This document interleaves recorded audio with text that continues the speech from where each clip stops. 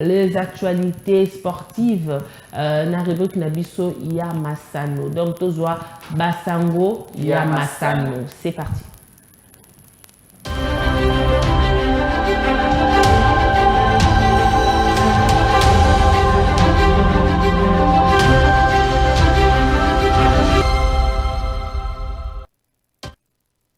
De retour sur ce plateau, nous allons prendre les actualités sportives avec toi, Moïse Makoron. Oui, Marlène, les actualités sportives, comme vous l'avez dit, l'actualité reste dominée par le 9e jeu de la francophonie, avec ces communiqués qui viennent de nous parvenir à ce qui concerne la cérémonie de la clôture de ces hostilités des 9e jeux de la francophonie, initialement prévue au stade de martyrs de la Pentecôte.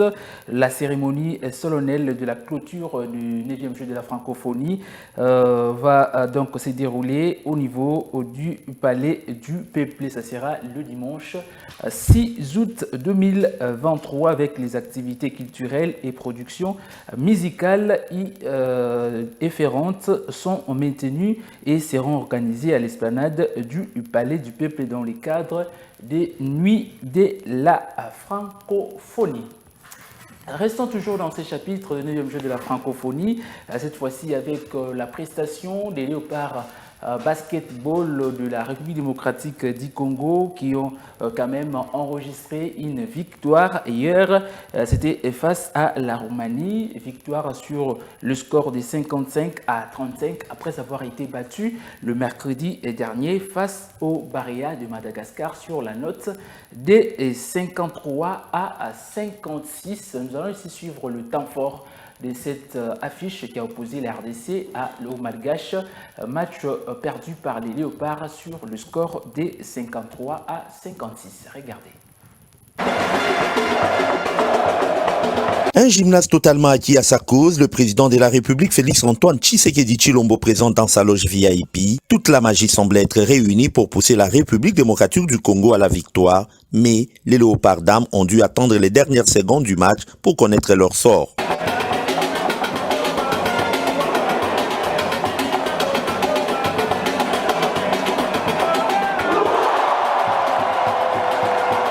Tous les matchs se résument dans les 2 dernières minutes quand la RDC dépasse Madagascar 52-53 grâce à l'intraitable Kitenge qui a porté seul le poids de la nation.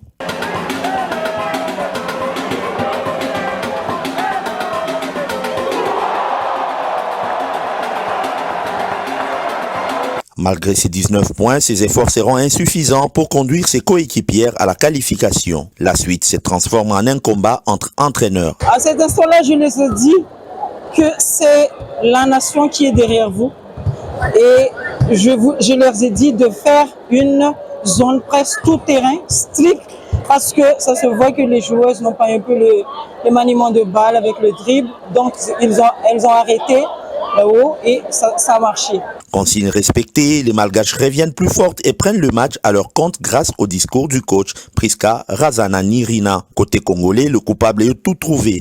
La fatigue qui a apporté la déconcentration. Voilà, les filles ont tout donné. Vous savez, j'ai un problème de rotation et je joue avec 2 pivots. J'avais même pas notre 5 qui a fait 3 jours à l'hôpital. Là, elle est à la maison. Elle n'a pas joué. C'est une défaite vraiment, on doit vraiment beaucoup regretter parce que c'était une qualification qui devait faire honneur au peuple congolais, qui devait faire honneur à la présence du chef de l'État, qui nous a soutenus du début à la fin. Mais malheureusement, le Madagascar était trop fort. Ah, voilà.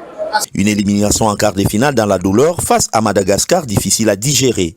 Ajani Rina, la meneuse et artisan de cette victoire avec ses 14 points, file en demi-finale pour y croiser le Sénégal, large vainqueur de la Roumanie, 57-87, alors que le Cameroun, qui s'est débarrassé du Bénin 82-41, retrouvera le Liban, bourreau du Congo-Brazzaville, 77-46.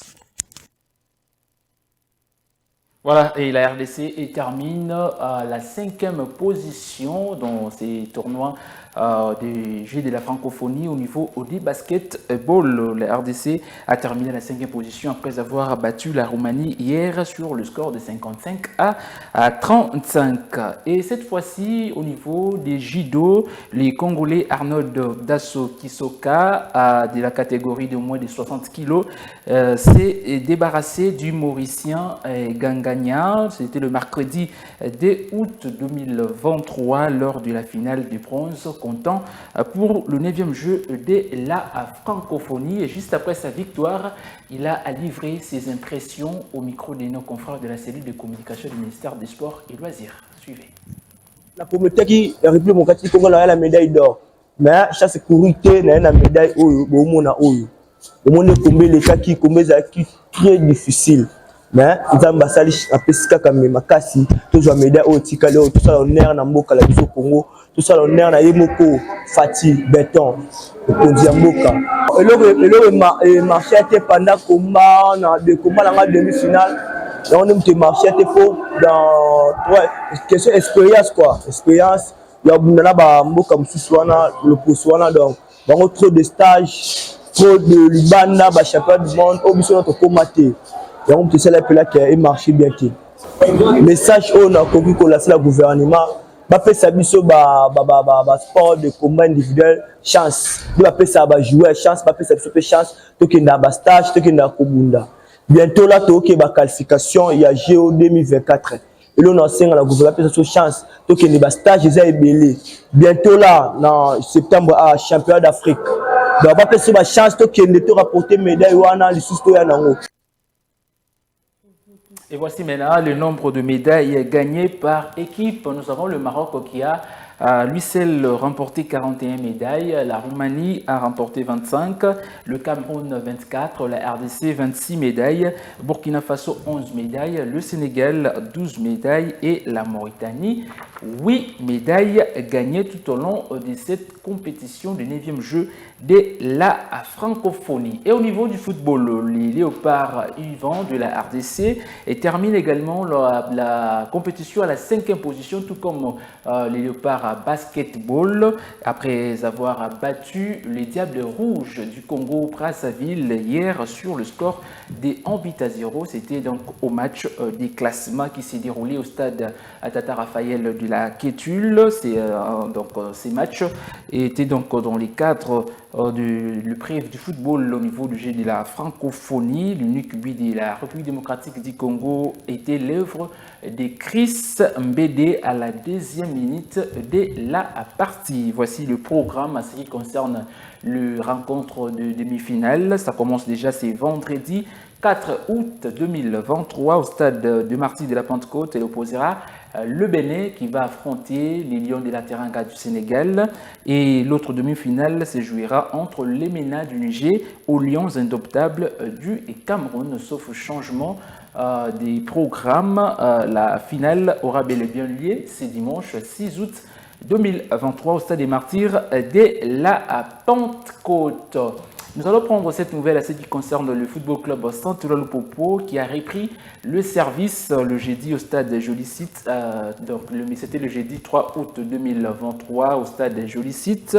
Et avec la préparation, question de bien commencer la saison sportive qui se pointe déjà à l'horizon, la saison sportive 2023-2024, notamment avec ces 3 nouvelles recrues. Nous allons suivre d'abord ce qui a été la séance d'entraînement des Vieilles de Lupopo. Attendu dans un mercato survolté, 3 nouvelles recrues du Football Club Santelwa Lupopo, cher au boss Jacques Kaboulakatou et Diwandani, ont eu droit à leur première ovation d'une frange des fanatiques lors de la séance d'entraînement sur l'aire de jeu du stade Gaétan Kakoudji des Jolicites, c'est jeudi après-midi. 2 étalons du Burkina Faso se sont exprimés pour la première fois en tant que cheminots. Âgé de 23 ans, en provenance du rail des Kadiogo, le milieu défensif Dramane Kambou est prêt à tout. Je viens à Lumumbashi pour jouer à Saint-Éloi Lupopo. Je suis milieu défensif. Je suis très content d'être cheminot. Je vais donner le meilleur de moi-même pour donner des points accentués. Merci. Son compatriote Valentin Nouma, latéral gauche, prodige de la S-Douane, âgé de 23 ans, ne jure que sur le travail. Valentin n'est pas venu ici pour s'amuser. Valentin a des objectifs à atteindre comme le club. Donc Valentin est là pour travailler et donner satisfaction à ses fans. Enfin, le jeune attaquant de 25 ans arrivé en provenance du Wydad Athletic Club de Casablanca Quartier Ndembele, fier de ses nouvelles couleurs, il promet de faire le travail pour lequel il a été enrôlé. Je suis quartier d'Avenue, je suis avant-centre, joueur malien de Wydad Athletic Club de Casablanca au Maroc. Et tout attaquant est là pour marquer. Donc l'objectif de l'attaquant, c'est de marquer seulement.